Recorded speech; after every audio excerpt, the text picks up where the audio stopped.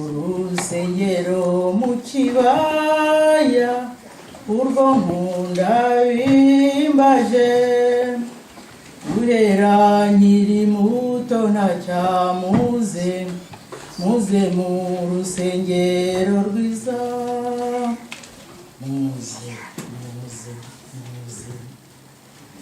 muze mu rusengero mu mataba ateza atemba rwose guhera nkiri muto ntacyamuze muze mu rusengero rwiza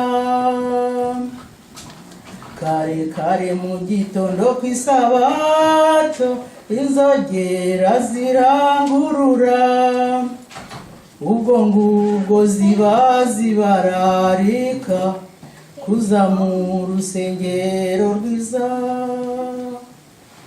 kare kare mu gitondo ku isabato inzogera zirangurura ubwo ngubwo ziba zibararika kuza mu rusengero rwiza muze muze muze muze mu rusengero mu mataba ateza atemba rwose guhera nkiri muto ntacyamuze muze mu rusengero rwiza aho niho naboneye umukiza wabambwe boshye ari umugome niho namenyeye kwicuza ibyaha maze Yesu arampumuriza aho niho naboneye umukiza wabambwe boshye ari umugome niho namenyeye kwicuza ibyaha maze Yesu arampumuriza muze muze muze muze mu rusengero mu mataba ateza atemba rwose guhera nkiri muto ntacyamuze muze mu rusengero rwiza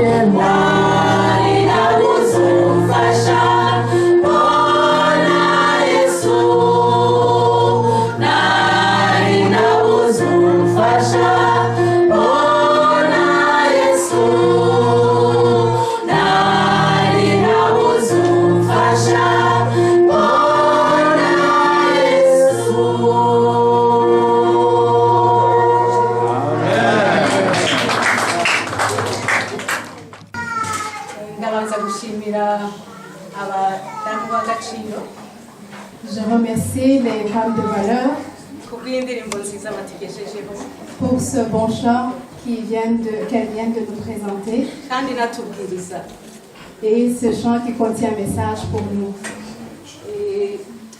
umukenyezi hano aravuze ngo ndi mukuru ngo nshobora kwivuga. Cette femme de valeur a dit que je suis assez grande et que je peux me présenter toute seule. mu kinyarwanda no mu kirundi nta mugore wivuga. Je pense que dans notre culture, une femme ne prend pas la parole pour se présenter juste comme ça. ariko amazina yanjye bayababwiye. On m'a déjà présenté, on vous a dit c'est quoi mon nom. umuja w'Imana Marie-Jeanne. Je suis une servante de Dieu, Marie-Jeanne. havugwa inkuru y'umukobwa washakaga kujya kwiga muri kaminuza. On nous raconte une histoire d'une fille qui voulait aller étudier à l'université.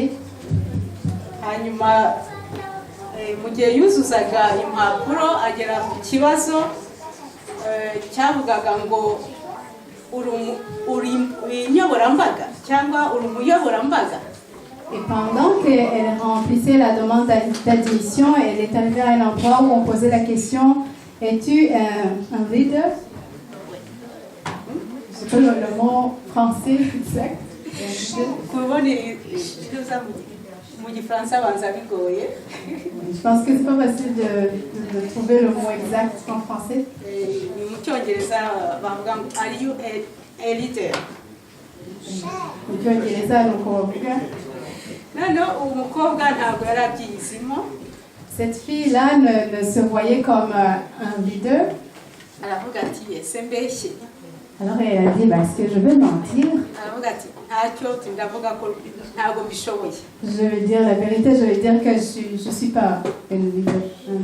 ubwo noneho impapuro arazitanga gutyo. Alors elle a envoyé la demande d'admission. ariko nta cyizere na kimwe yari afite ko bazamwemerera. Mais elle avait aucun espoir qu'on allait lui donner cette admission-là. ariko hashize igihe runaka agiye kubonabona baramushubije. Et après quelques temps, elle a eu la réponse. baramubwira bati twasanze kaminuza yacu igiye kwakira abantu bagera ku 1,452. Ils ont dit dans la réponse, nous avons trouvé que notre université allait accueillir 1452 personnes. kandi abo bose ni abayoborambaga. Et toutes ces personnes-là se considèrent comme des leaders. basanze rero ko abo bayoborambaga bakeneye uwo bazayobora. Alors, on a trouvé que tous ces leaders-là ont besoin d'avoir quelqu'un qui allait diriger. bari bamwemereye. Alors, ça voulait dire qu'elle venait juste d'être admise. dusenge. Prions. Data w'ikiranuka ndagusabira mu mwaka kanya uze ubane natwe unerekane mwami unyeze kuko ndi umunyaminwa yanduye umpe kugira ngo mwami uge ibyo wowe wampaye kuvuga kandi ibyo nzakubwira ubwoko bwawe bibaye byiza bizadufasha mwami kugira ngo uzaba ugarutse tuzabe tukwiteguye mu izina rya Yesu Kristo turyambashe amen. yesu rero nawe yaje mu isi azanywe no gukiza icyari cyazimiye. Jésus est venu dans ce monde pour chercher et sauver ce qui était perdu. ntabwo rero yari kubishobora wenyine kubera ko yagombaga mu gihe gitoya gusubira mu ijuru. Il ne pouvait pas le faire tout seul parce qu'il avait un temps très limité avant de retourner au ciel. yagombaga kubona abamufasha. Il avait besoin des gens pour l'aider. abo bantu kandi bagombaga kumufasha nuko yagombaga no kubigisha. Et ces gens-là qui devaient l'aider devaient d'abord être instruits par lui. yari akeneye abantu bagenda umunsi ku wundi bagenda bamwigiraho kugira ngo nibizaba ngombwa nabo bazakomeza umurimo. Il avait besoin des gens qui étaient prêts à le suivre jour après jour pour qu'ils apprennent de lui, pour qu'ils sachent quoi faire quand il sera parti. ubwami bw'Imana bukeneye abantu bayoborwa na Yesu. Le royaume de Dieu a besoin des gens qui veulent être dirigés par Jésus. bakamukurikira bamwigiraho bicishije bugufi bazi neza ko bamukeneye umunsi ku wundi, qui sont prêts à s'humilier et à apprendre de lui et qui réalisent qu'ils ont besoin de lui jour après jour kugira ngo nabo bazashobore gukora umurimo. pour qu'ils puissent travailler pour lui. Umwigisha rero akeneye abigishwa. Alors un leader, un enseignant a besoin des gens pour enseigner. Abagendera mu birenge bya Kristo bagenda bagira umunsi ku wundi, bagirana umubano wihariye. Ceux qui suivent les pas de Jésus ont besoin de continuer à être proches avec lui, d'avoir une relation très proche avec Jésus. Uwo mubano uboneka mu gihe cyo gusenga no mu gusoma Bibiliya.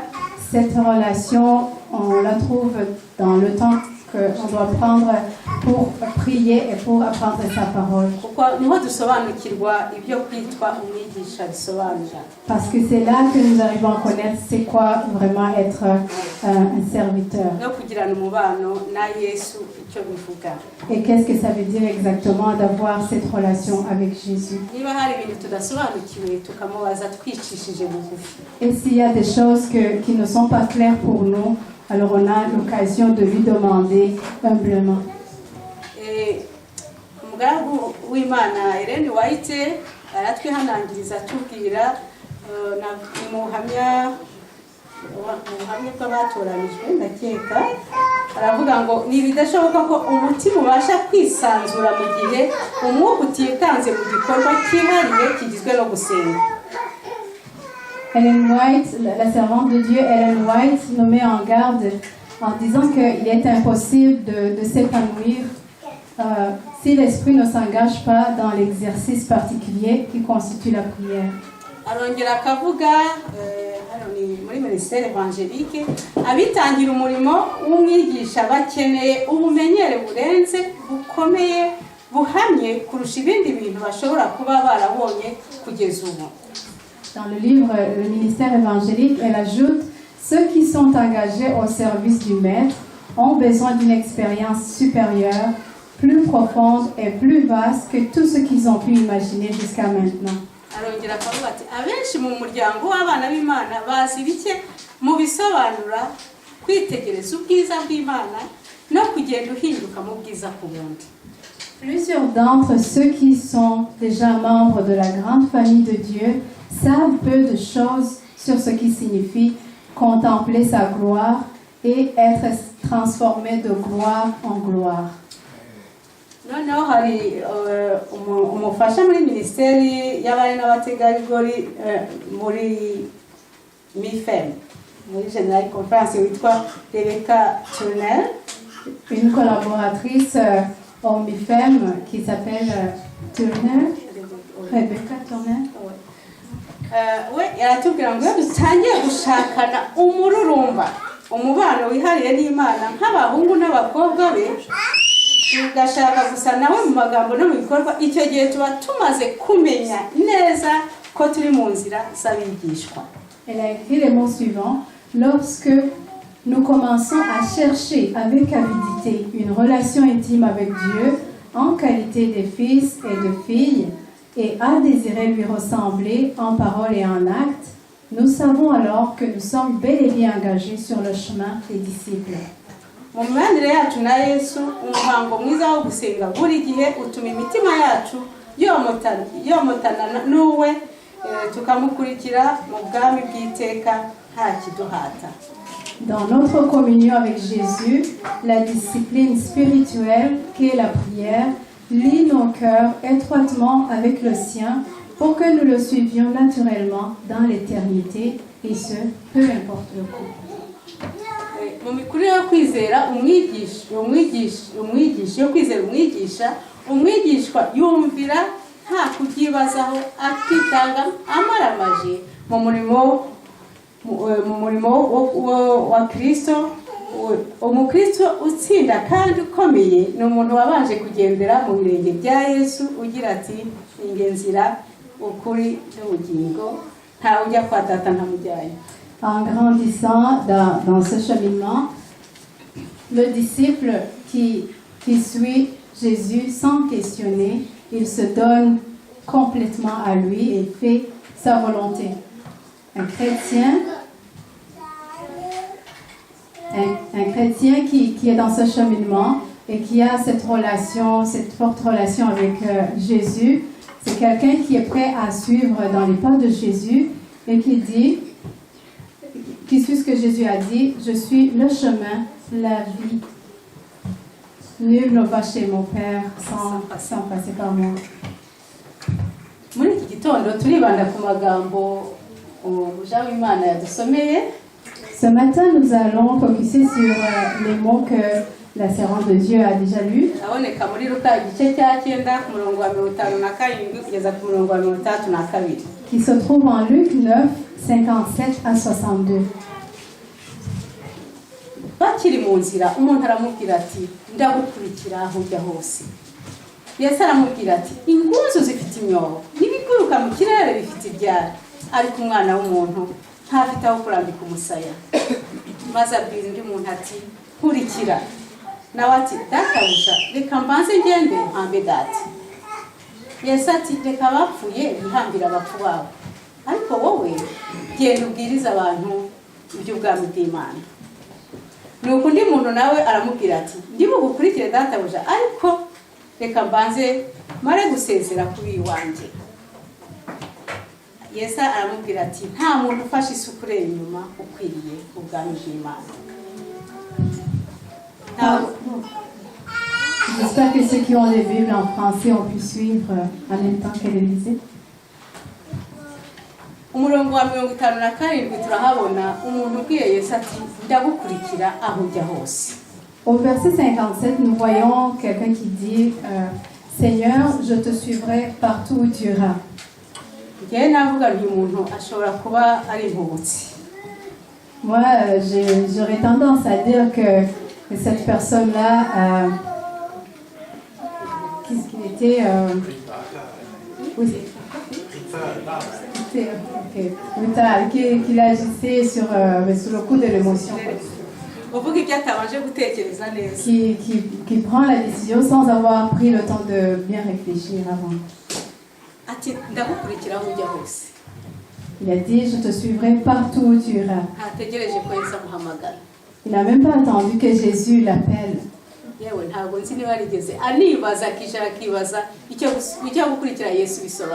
sais même pas s'il a pris le temps vraiment de réfléchir et de savoir qu'est-ce que ça signifie de suivre Jésus.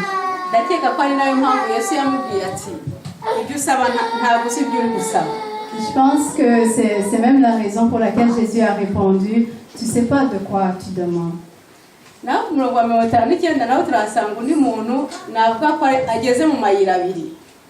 On voit au verset 59 une autre personne qui a demandé à Jésus de le suivre. On dirait qu'il était comme au croisement de deux chemins. Jésus a dit, suis-moi.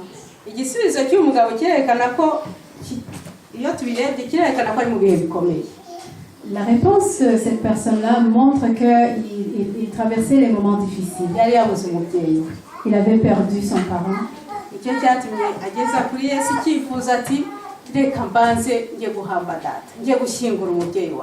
Et c'est la raison pour laquelle il a demandé à Jésus, attends que j'aille d'abord ensevelir mon père.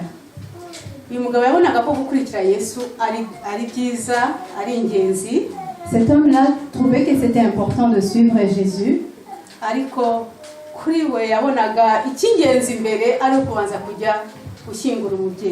Mais il trouvait que c'était encore plus important d'aller enterrer son père.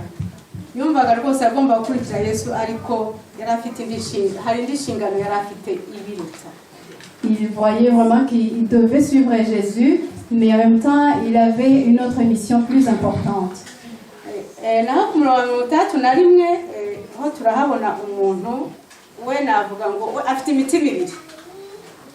Au verset 61, on voit quelqu'un qui a comme qui a deux cœurs, si je peux l'appeler comme ça.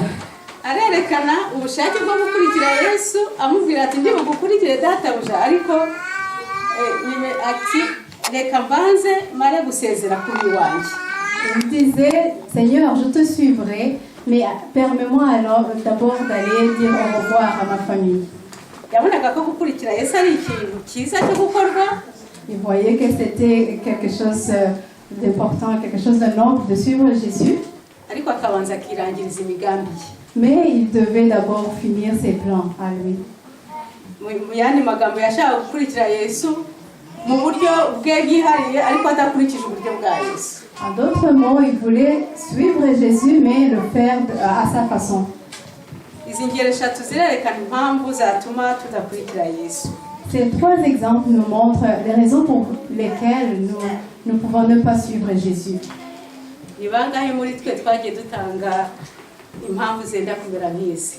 Combien d'entre nous qui ont déjà donné des raisons qui ressembleraient à celles-ci? Cyangwa se twagiye twemera imirimo tutatekereje neza hanyuma ugasanga mu gihe gito twegura.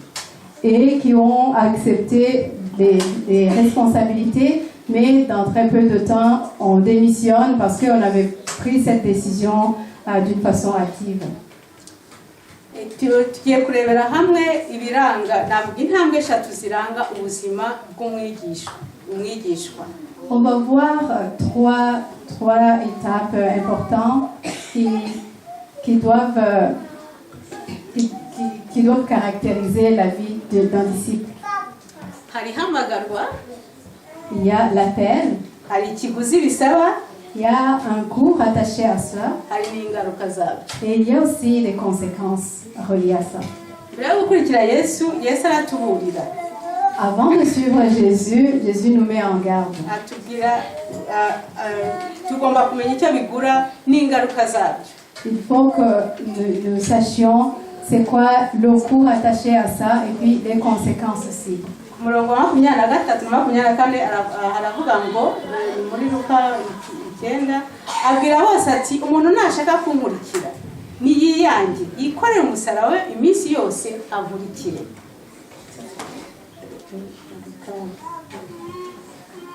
Luc 9, 23.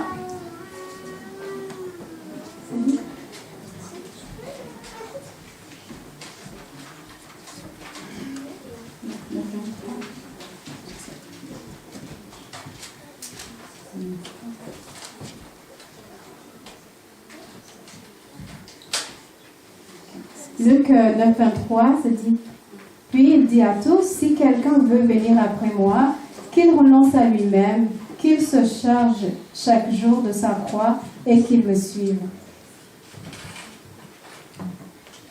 Kuko ushaka kurengera ubugingo bwe azabura ariko utita ku bugingo bwe kubwanjye niwe uzabukiza. Le verset 24, car celui qui voudra sauver sa vie la perdra, mais celui qui la perdra à cause de moi la sauvera. Nkurikira. Suis-moi. Iyi nteruro iri mu ntegeko. Cette phrase, c'est une phrase impérative. Ntabwo Yesu avuga ngo ushobora kunkurikira. Jésus ne dit pas, s'il te plaît, veux-tu me suivre? Iri ni itegeko rya Yesu aratubwira ati nkurikira. C'est un commandement de Jésus qui dit, suis-moi. Iri tegeko ryumvikanye ibinyejana n'ibinyejana n'uyu munsi turacyaryumva. Pendant des siècles et des siècles, nous avons entendu ce commandement et aujourd'hui encore, il nous dit, suis-moi. Kurisubiza ni umwanzuro ukomeye umuntu abasha gufata mu buzima bwe. Pour répondre à ce commandement, il faut réfléchir et prendre une décision sensée. Uyu muhamagaro tuwusanga mu nkuru ya Simoni Petero na mwene se Andrea muri Matayo igice cya 4:18 kugeza ku 20. On trouve ce genre d'appel dans l'histoire de Simon-Pierre et son frère André, en Matthieu 4, 18 à 20. Uyasanze baroba ku nyanja ya Yorodani maze arababwira ati munkurikire nzabagira abarobyi b'abantu. Il les a trouvés en train de pêcher et il leur a dit, suivez-moi, je vous ferai pêcheurs d'hommes. Matayo atubwira ko ako kanya basize inshundura zabo baramukurikira. Dans l'évangile de Matthieu, on nous dit que tout de suite, ils ont laissé tout ce qu'ils avaient puis ils l'ont suivi. Tubona kandi no kuri Yakobo na mwene se Yohana. On voit la même chose aussi chez Jacques et son frère Jean. nabo baretse se n'ubwato bwabo bakurikira Yesu badashidikanyije. Eux aussi, ils ont laissé leur père et leur bateau sans hésiter. Ils ont suivi Jésus. Aho tubibona muri Matayo igice cya 4:21 kugeza kwa 22. Ça, c'est en Matthieu 4, 21 à 22.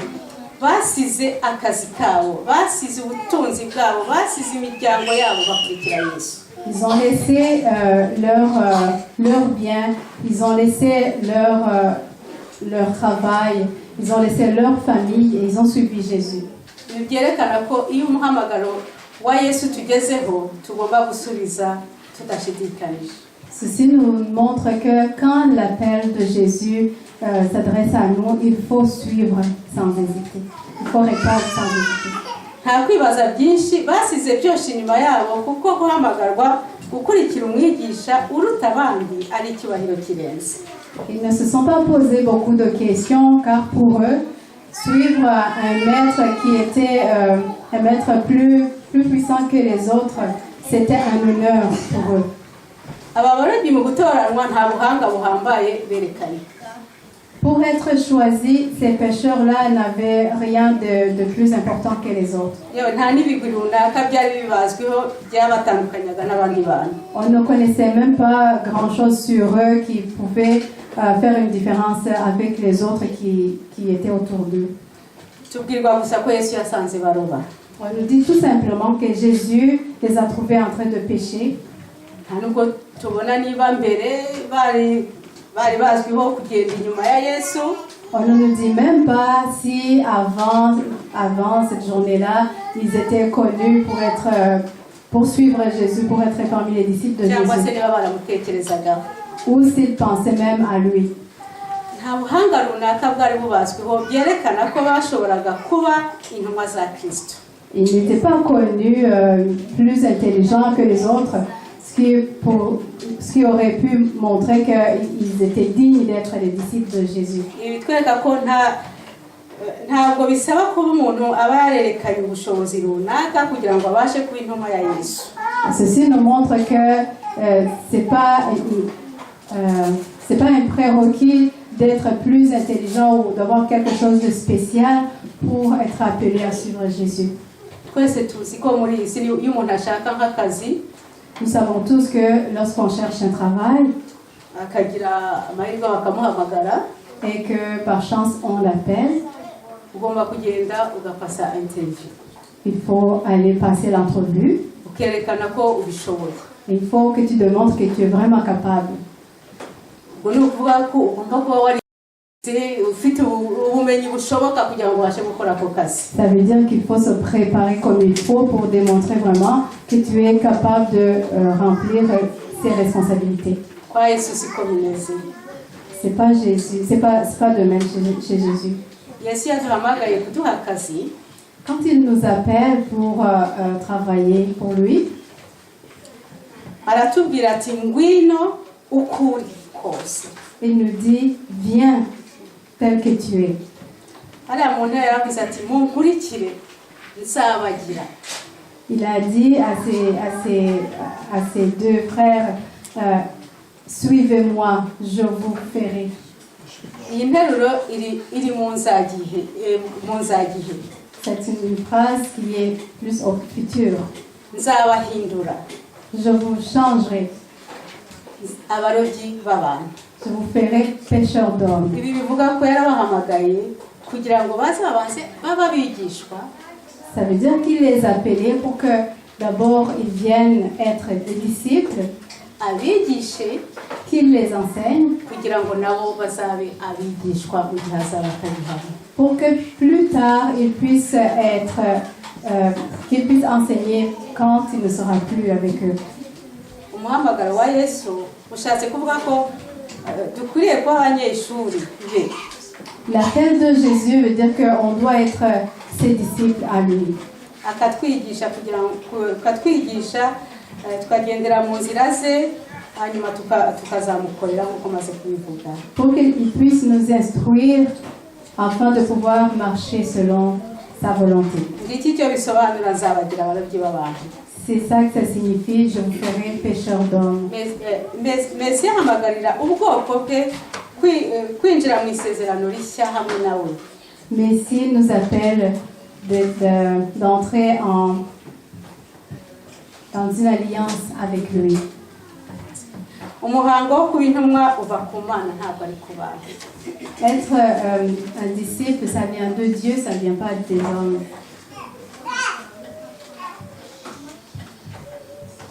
Nk'uko yabikoze kuri Petero na Andereya, Yesu araduhamagarira kuba abarobyi b'abantu. De la même façon qu'il a appelé Pierre et André, il nous appelle aussi d'être pécheurs d'hommes. Yesu arahamagarira abantu benshi kumukurikira. Jésus appelle de nombreuses personnes à le suivre. Ariko ntabwo bose ariko biteguye kumukurikira byimazeyo. Mais ce n'est pas tout le monde qui est prêt à le suivre comme il faut. Bamwe bakurikira Yesu kuko wenda akora ibitangaza. Il y en a qui le suivent, qui le suivent parce qu'il opère des miracles. Kuko bifuza kuzabona umwanya wenda ukomeye mu ijuru. Ou parce qu'ils veulent avoir une place importante au ciel. Abandi bakamukurikira kubw'amatsiko gusa. Les autres le suivent juste par curiosité. Wenda n'abamukurikira kubera ibyubahiro babonera mu rusengero, mu itorero. Il y en a d'autres qui le suivent peut-être à cause qu'ils ont des places, des positions importantes dans l'église. Hakaba wenda n'abandi bamukurikira kuko bahemberwa uwo murimo. Et il y en a d'autres qui peuvent le suivre parce qu'ils sont payés pour ça. Ariko wabareba mu buzima bwo hanze ugasanga ubuzima bwabo wakwibaza uko bumeze koko niba barabonye Kristo. Mais quand on les regarde aller dans leur vie quotidienne, on peut se poser la question s'ils suivent vraiment Jésus. Ugasanga abo hanze babarusha ubupfasoni. On trouve que les gens de dehors qui ne connaissent pas Jésus ont une meilleure vie, une vie plus noble que la leur. Umurongo wa 57 tuhasubiye aho twabonye wabwiye umwami ati mwigisha nzagukurikira aho uzajya hose. Si on retourne au verset 57, cette personne-là qui a dit Seigneur, je te suivrai partout où tu iras. Yesu ntabwo ari bo wahamagaye umuntu ngo amukurikire byaturutse ku bushake bw'uyu muntu. C'est pas Jésus qui a appelé cette personne-là pour qu'il le suive, c'est cette personne qui s'est proposé lui-même de le suivre. Aha twakwibaza impamvu Yesu adatewe ubwuzu n'umuntu ku giti cye ushaka kumukorera. On peut se questionner, on peut se poser la question, pourquoi Jésus n'était pas très enthousiaste à l'idée que cet homme voulait de son propre gré le suivre. Ariko turebeye hamwe igisubizo cya Yesu ku murongo wa 58. Si on regarde la réponse de Jésus au verset 58, Yesu yaramubwiye ati ingunzu zifite imyobo n'ibiguruka mu kirere bifite ibyara ariko umwana w'umuntu ntafite aho kurambika umusaya. Jésus lui a répondu, les renards ont des tanières et les oiseaux du ciel ont des nids, mais le Fils de l'homme n'a pas un lieu où il puisse reposer sa tête. Ibi byerekana ko Yesu nta kintu afite cyo kuri iyi si yashoboraga guha uyu muntu. Cela voulait dire que Jésus n'avait rien sur cette terre qu'il pouvait offrir à cet homme-là. Yesu rondora imitima akamenya n'ikiherereye hasi mu mutima kure. Jésus qui sonde les cœurs et qui connaît le plus profond de notre cœur. Ashobora kuba yarabonye umuntu ari kumukurikira hari inyungu amushakaho. Il se peut qu'il a regardé au fond du cœur de cette personne, puis il a vu qu'il voulait suivre Jésus parce qu'il aspirait à autre chose. Probablement que quand il a vu Jésus, il a dit je pourrais probablement arriver quelque part si je suis cet homme-là. Et peut-être c'est la raison pour laquelle Jésus lui a dit je n'ai rien à t'offrir. Ikiguzi kijyanye n'umuhamagaro w'abigishwa ni ukureka byose. Le coût attaché à la vocation ou à l'appel des disciples, c'est de tout laisser derrière. Hanyuma ukabaho ubuzima bwo kwigomwa no kwibuza byinshi. Et de vivre une vie de privation ou d'abnégation. bavuga ko ubu harenze imyaka 2000 hari abakristo barenga miliyoni 43 bagiye bapfa bazira Yesu kuko bari bayemeje kumukurikira.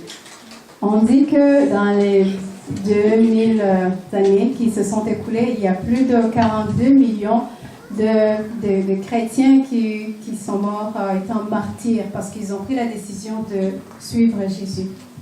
Ese ubu nta bantu tuzi bagenda bapfa n'ubundi bazira Yesu?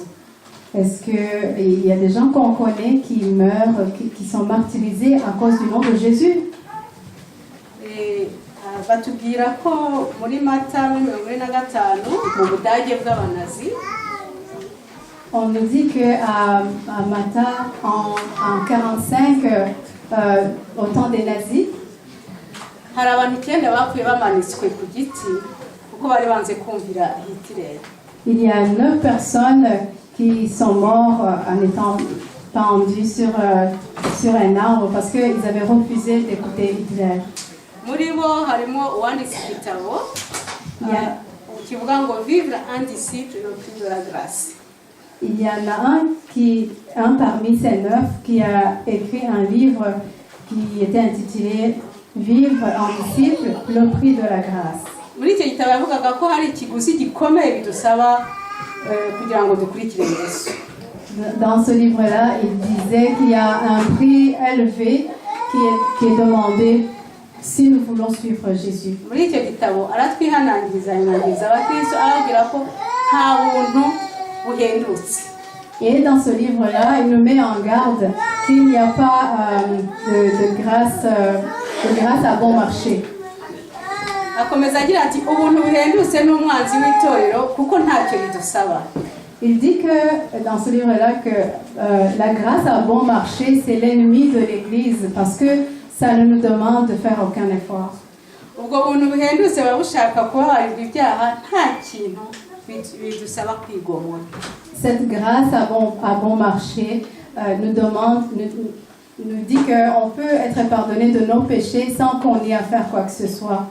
On n'a pas à obéir ou à se priver de quelque chose. Abumva ko ubuzima bw'umukristo bworoshye twazirikana amagambo ya Yesu ari muri Luka igice cya 9:23-25.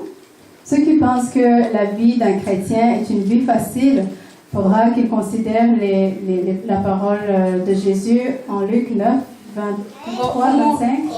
Ngo umuntu nashaka kunkurikira niyange yikora umusaraba we iminsi yose ankurikire kuko ushaka kurengera ubuzima bwe azabubura ariko utita ku bugingo bwe kubwanjye ni uzawukiza.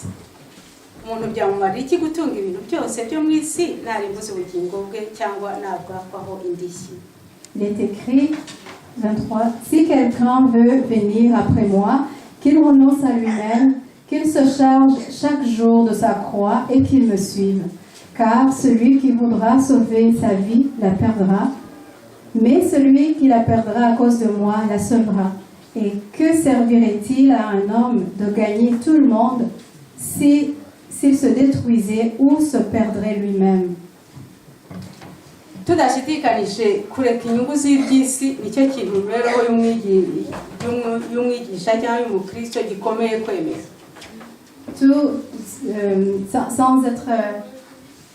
Sans doute, ça veut dire que tourner son dos aux intérêts de cette terre, à ce que cette terre nous offre, c'est ça qui devrait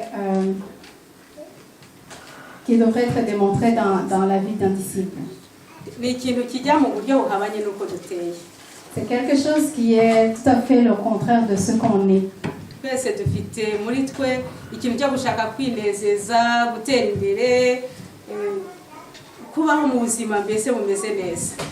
Sans doute tout le monde aime vivre une vie paisible, une vie tranquille sans se priver de rien.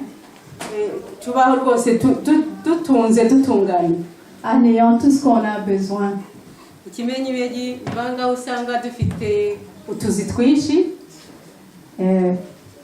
Combien d'entre nous qui ont plusieurs emplois et nous cherchons sans cesse d'avoir plus de projets. byatuma tubona amafaranga menshi, des projets qui nous amenaient encore plus d'argent. ugasanga bidutwara igihe ndetse n'igihe cyo gusenga cyacu kikabura. Et tout cela occupe tout notre temps et on n'a même plus le temps pour prier. Iminsi yo kujya gusenga ugasanga turi kwiruka inyuma y'amafaranga. Au lieu d'aller à l'église, on est en train de courir après l'argent. Cyangwa ugasanga dutashye nimugoroba abana baryamye tunaniwe ibyo gusenga tukabishyira ku ruhande. Ou bien on arrive chez nous très tard, les enfants sont déjà couchés, on n'a même plus le temps de prier, on met ça de côté. Ikiguzi bidusaba rero mu muhamagaro wa Kristo ni ugutandukana n'ubuzima bwacu busanzwe. Alors le coût de cette vocation, le coût de la vie chrétienne, c'est de nous séparer avec notre existence passée.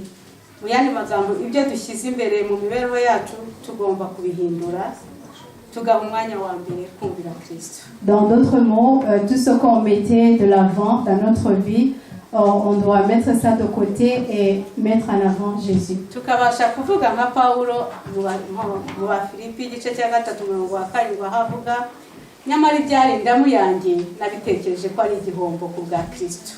Ndetse n'ibintu byose bitekereza ko ari igihombo kubw'ubutunzi butagira akagero, aribwo kumenya Kristo Yesu. Kubw'uwo nahombye ibyanjye byose ndetse mbitekereza ko ari amase kugira ngo ndonke Kristo, kandi mboneke ko ndi muri we ntafite gukiranuka kwanjye kuva mu mategeko, ahubwo mfite ukuzanwa no kwizera Kristo, ariko gukiranuka kuva ku Mana guheshwa no kwizera. Il faut qu'on soit capable de parler comme l'apôtre Paul en Philippiens 3, 7. Philippiens 3, verset 7 à combien? À 10, je pense. Il est écrit: mais ces choses qui étaient pour moi des gains, je les ai regardées comme une perte à cause de Christ.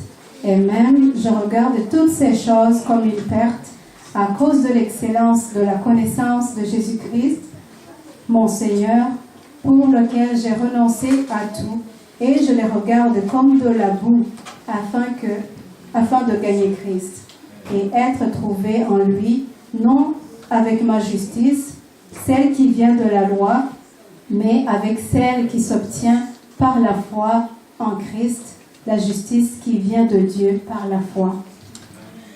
Nkunda mu gifaransa uko babivuze mu gifaransa haravuga ngo à cause de l'excellence de la connaissance de Jésus-Christ mon Seigneur. Elle aime bien la façon dont c'est traduit en français. Bakristo bavandimwe, niba twiruka inyuma y'iby'isi twarabishyize imbere y'umwami wacu, nuko tutaragera kuri l'excellence de la connaissance du Seigneur. Chers frères et sœurs, si on court après les choses du monde, les richesses du monde, et qu'on a mis ça avant Jésus, c'est qu'on n'a pas encore connu l'excellence de la connaissance de Jésus-Christ. Tukiri kuri iyi ngingo y'ikiguzi cyo kuba intumwa, ni iki Yesu ubwe yaba yararishye, ni iki kiguzi byamusabye kugira ngo aduhe natwe ayo mahirwe yo kuba intumwa ze. Pendant qu'on parle encore de cela, quel a été le prix que Jésus a payé? Kugira ngo tubone ayo mahirwe, Yesu yagombye kureka gushimwa no guhimbazwa n'abamarayika yari afite mu ijuru, abiguranisha ubuzima buciye bugufi cyane, inkwenene, gusekwa, kwangwa no gusuzugurwa. Alors Jésus, il a mis de côté les louanges et l'adoration des anges contre une vie ridicule, une vie de ridicule, une vie de moquerie et de mépris. Kugira ngo tubone ayo mahirwe, yasize icyubahiro cye n'ubwiza buhambaye yari afite mu ijuru, abiguranisha ubuzima bw'umubabaro no kwicisha bugufi. Il a mis de côté sa gloire et sa splendeur pour une vie de souffrance et d'humilité. Kugira ngo tugire ayo mahirwe, yigomye umubano yari afitanye na se, aramusiga araza kugira ngo tubone ayo mahirwe. Il a mis de côté son union avec son père, puis il est venu sur cette terre. kugira ngo tubone ayo mahirwe yemeye gupfa urupfu rubi ruteye isoni rwo ku musaraba. Pour nous donner la chance, il a accepté de venir mourir sur la croix, une mort atroce. Yesu yariteguye rwose gutanga igiciro gikomeye ariko kugira ngo dukizwe. Il était prêt à payer un grand prix pour que nous soyons sauvés. Tugiye ku ngaruka z'umuhamagaro w'umwigishwa turajya ku murongo wa 59. Si on regarde les conséquences de répondre à cet appel d'être disciple, aho twabonye umuntu ashobora kumwigisha wabonye umuhamagaro ukurikira ati nkurikira. on va regarder au verset 59, là où on nous dit la personne que Jésus avait demandé de le suivre. Yiteguye gukurikira Kristo nyamara afite izindi nshingano agomba gukora. Il est prêt à suivre Jésus, mais il a d'autres responsabilités Navuga ko zibangamye no gukurikira umwami Yesu. qui ne lui permettaient pas de suivre Jésus. Yabwiye Yesu ati reka mbanze njye guhamba data. Il a dit à Jésus, permets-moi d'aller enterrer mon père. Aha turebye turabona ko uyu muntu rwose ashobora kuba yari afite ukuri. On peut penser que cette personne était vraiment honnête. Kubura umubyeyi ni ikintu gikomeye.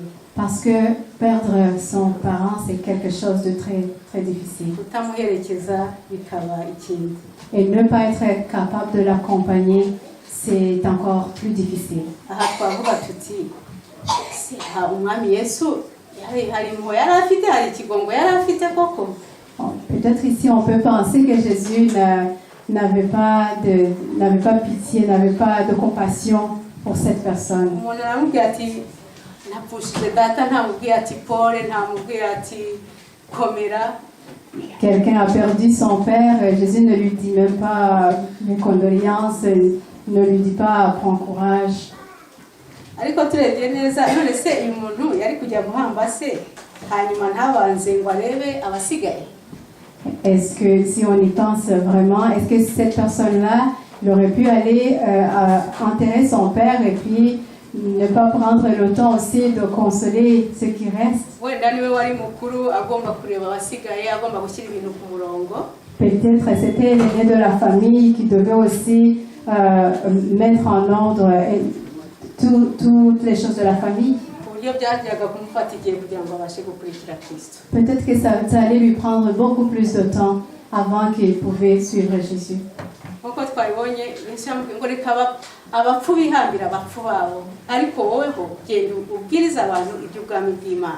Alors Jésus lui a dit, laisse les morts ensevelir leur mort et toi, va annoncer le royaume de Dieu.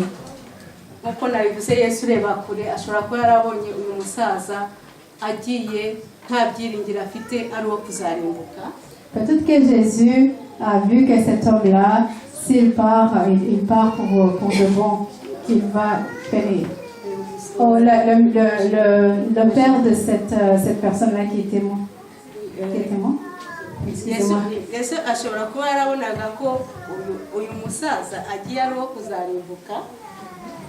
Alors Jésus voyait probablement que ce vieux-là, il partait pour de bon, qu'il allait perdre la vie éternelle.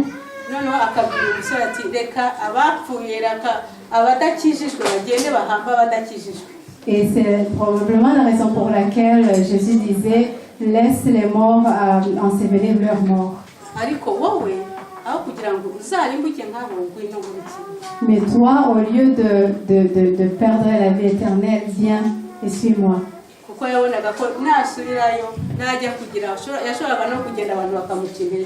Peut-être que s'il allait retourner chez lui, les gens allaient le décourager.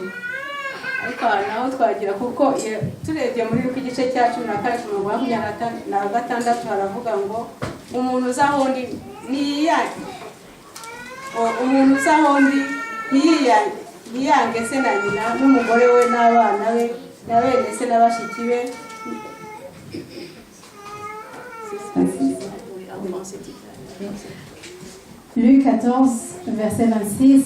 Si quelqu'un vient à moi et s'il ne haït pas son père, sa mère, sa femme, ses enfants, ses frères et sœurs, et même sa propre vie, il ne peut être mon disciple.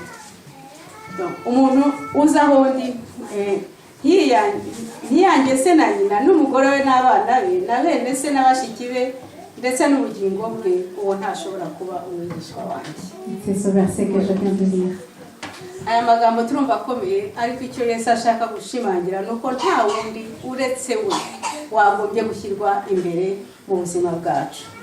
Ça paraît comme des paroles très dures, mais ce que Jésus veut dire par ici, c'est qu'il n'y a personne d'autre qui est digne d'être mis en avant dans notre vie que Jésus lui-même. Ingaruka rero mwigishwa ni uko agomba gushyira imbere ya byose amategeko ya Kristo.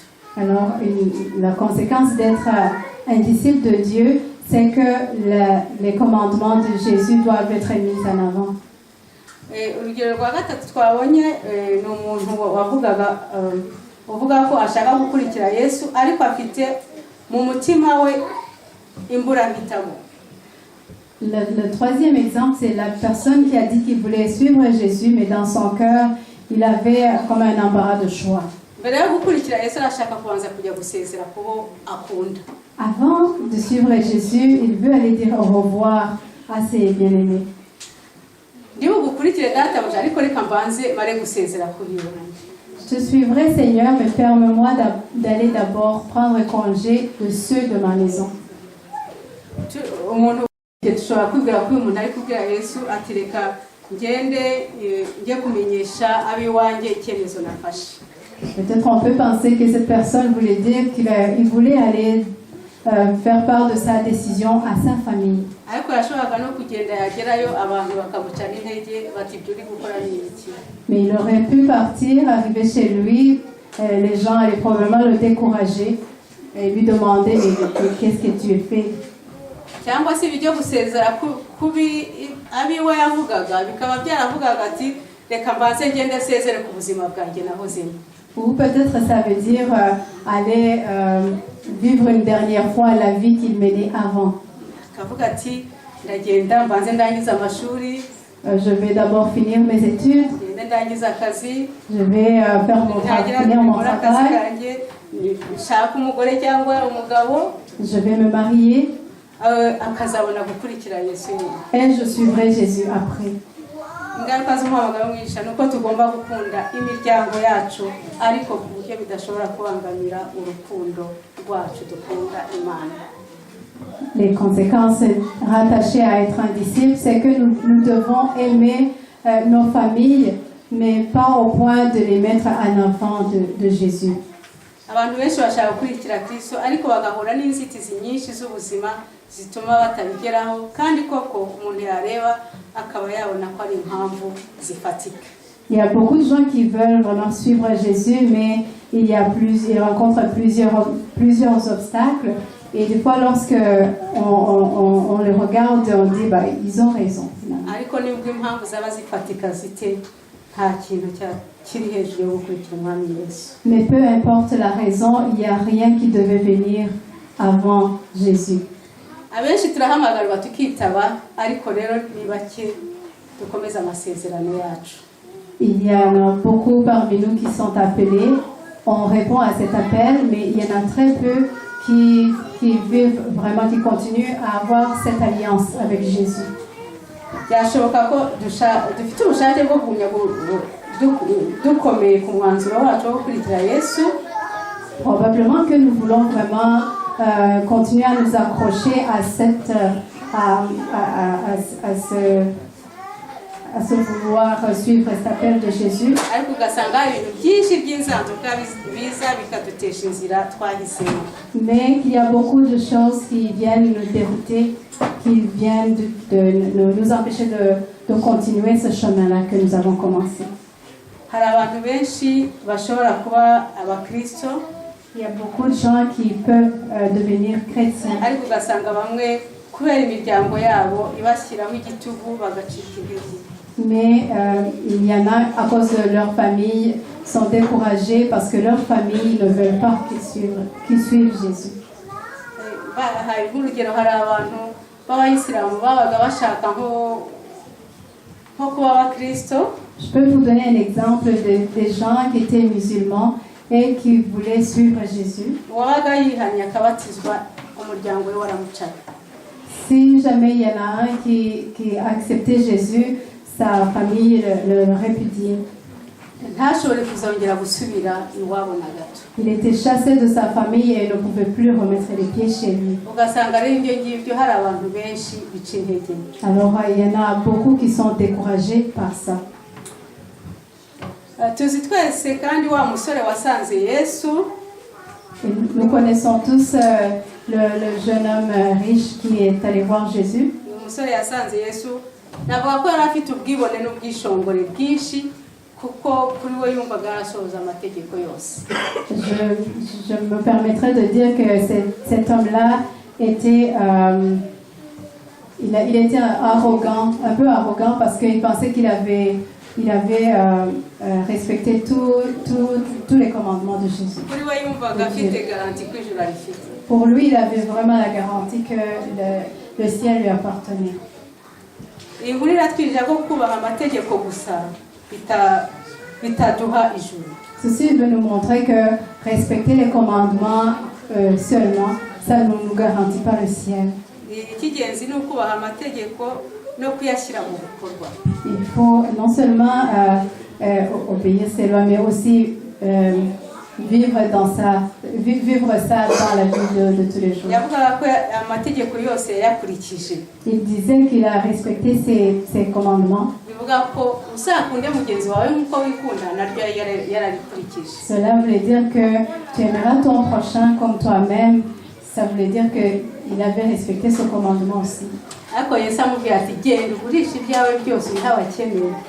Mais quand Jésus lui a dit d'aller vendre tous ses biens et de donner ça aux pauvres, icyo yakoze ni iki? qu'est-ce qu'il a fait? Yaragiye ntiyongeye gukurikira Yesu. Il est retourné chez lui, il n'a pas suivi Jésus. Se twavuga ko itegeko rivuga ngo uzakunde mugenzi wawe nk'uko wikunda yari yararikurikije. Est-ce qu'on peut dire qu'il avait vraiment respecté ce commandement? Ingaruka y'umuhamagaro w'intumwa ni ukumvira amategeko yose ariko ufite Yesu muri wowe. Une conséquence d'être un disciple de Dieu, c'est d'obéir les commandements, mais en ayant Jésus dans ton cœur. Dusubiye muri Luka igice cya 9:32. Si on retourne à Luc 9, verset 62, navuga ko yakoresheje imvugo irimbitse. Je dirais qu'il a utilisé un langage un peu dur. Nta muntu ufashe isuka ureba inyuma ukwiriye ubwami bw'Imana. Il a dit « Quiconque met la main à la charrue et regarde en arrière n'est pas propre au royaume de Dieu. » Gufata isuka birasobanura iki? Mettre la main à la charrue, qu'est-ce que ça veut dire? Gufata isuka birasobanura gufata inshinga